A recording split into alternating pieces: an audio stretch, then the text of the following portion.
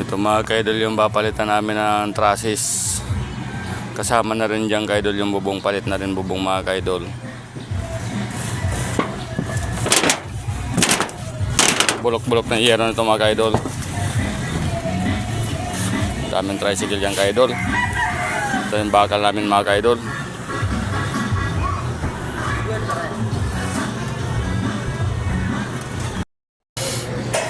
Ito mga kaidol, building na kami ng trusses niya mga kaidol. Yan ang bakal namin oh. Daming kawan ng kuryente dito mga kaidol, nakakatakot.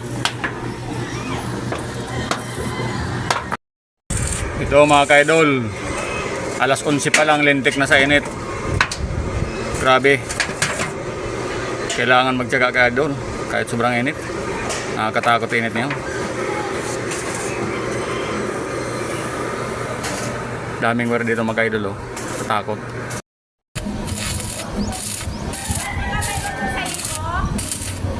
Meron, malayo yun.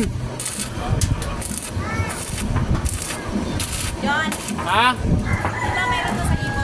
Oo. Okay na pre. Makulimlim na naman mga kaidol. Kailangan hapitin namin ang trabaho ngayon.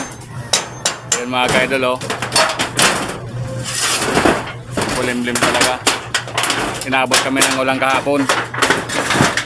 Inauna namin ang dingding bago bubong.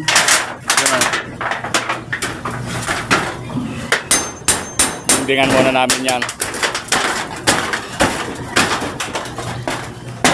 Bihira pag naulan. O yan mga kaidol, naulan na naman. Grabe. Hirap gumawa ng naulan.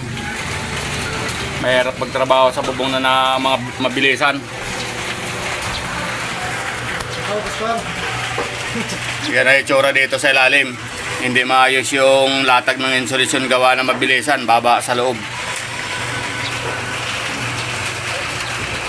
Grabe, hirap pagka ganyan trabaho. Bilis, tanggalin mo yan. Kahit naulan mga kaidol, tuloy yung trabaho. Ito, dito kami sa ilalim. Nagwe-welding.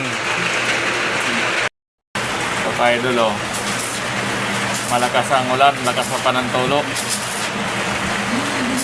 Hindi makakilos maayos mga kaidol. Ayan o. Dito kami.